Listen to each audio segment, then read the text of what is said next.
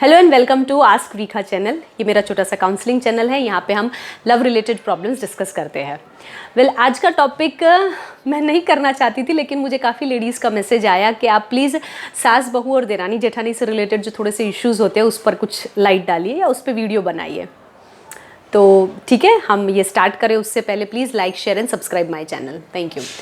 ठीक है, हम सबको एक एक डिवीज़न में लेते हैं। सबसे पहले बहू।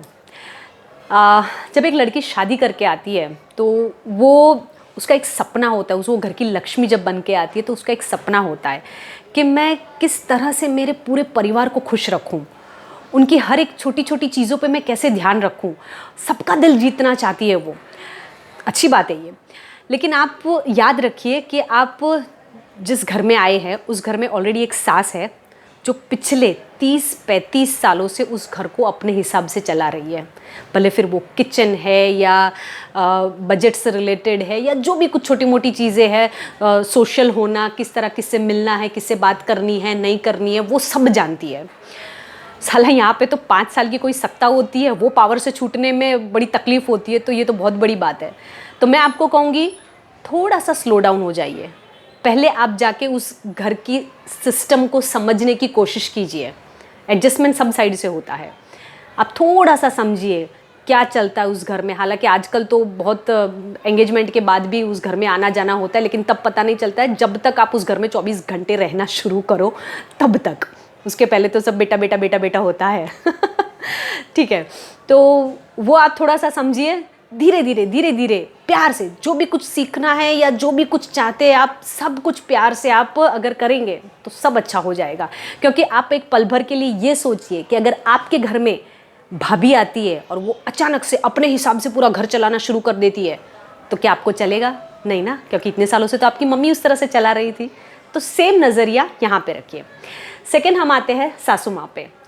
हाँ सासू माँ, मैं मानती हूँ कि अचानक से सब कुछ नहीं छूटता हाथ से। नई जनरेशन आती है, नई जनरेशन अपने हिसाब से कुछ करना चाहती है। आप सिर्फ अपने वो दिन याद कीजिए कि सास भी कभी बहू थी। मैं ये नहीं कहती हूँ सब कुछ बहू को दे दीजिए, ठीक है। उसे भी अपनी अज्यूम कीजिए कि मेरी बेटी अगर ससुराल जाती है तो वो आप ये सोचिए कि उसे किस तरह से ट्रीटमेंट मिलना चाहिए। उस तरह का ट्रीटमेंट अपनी बहू को थोड़ा थोड़ा, बहुत पूरा नहीं, हल्का फुल्का समझाइए बड़े प्यार से। बेटा अपने घर के ये सिस्टम होते हैं, ये ऐसा होता है वैसा होता है। उसमें उसके हिसाब से भी आप थोड़े से ढल जाइए। जहाँ वो अगर झुक रही है थोड़ा सा, आप भी झुक जाइए। और प्लीज़ ये सास बहू मिलके बेचारे इन हस्बैंड्स को, मर्दों को बीच में मत लाइए, क्योंकि वो बेचारा हस्बैंड काम से थका हारा आता है। वो चाहता है कि मैं सुकून के कुछ पल मेरे घर में गुजारूं। जहाँ थोड़ा सा वो मूड में आके अपनी बीवी से प्यार की बातें करना शुरू करता है, वहाँ बीवी खोल देती है कंप्लेन का पिटारा।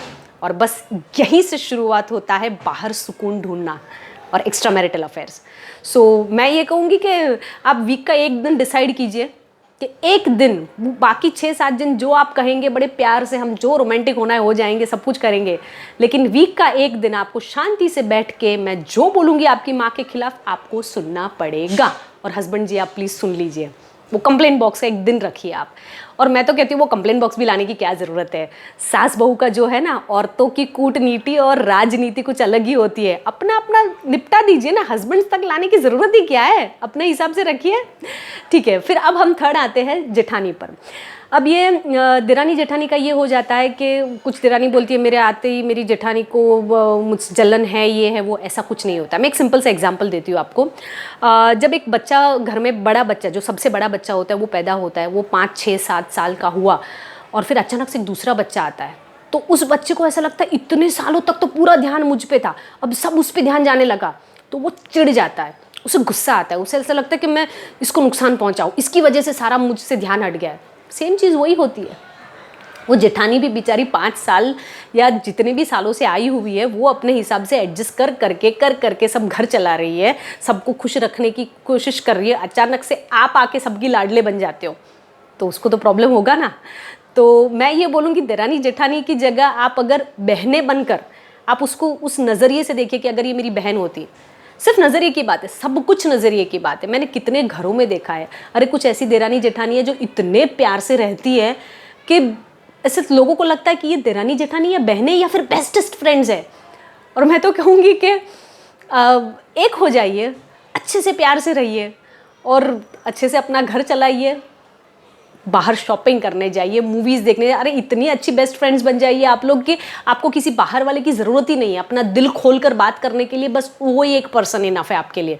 तो उससे घर की बात भी घर में रह जाएगी, आपकी फ्रेंडशिप भी अच्छी रहेगी। सोच समझ के अपने काम डिवाइड कीजिए।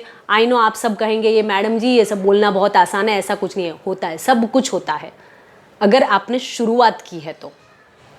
बस मैं ये सास बहू देरानी जेठानी वाले टॉपिक्स में मैं ज़्यादा आना नहीं चाहती हूँ, तो इसको मैं यही ख़त्म करती हूँ। I wish you all the very best. I hopefully यही एक वीडियो में सब कुछ कंप्लीट हो गया हो। ठीक है, थैंक यू, बाय बाय।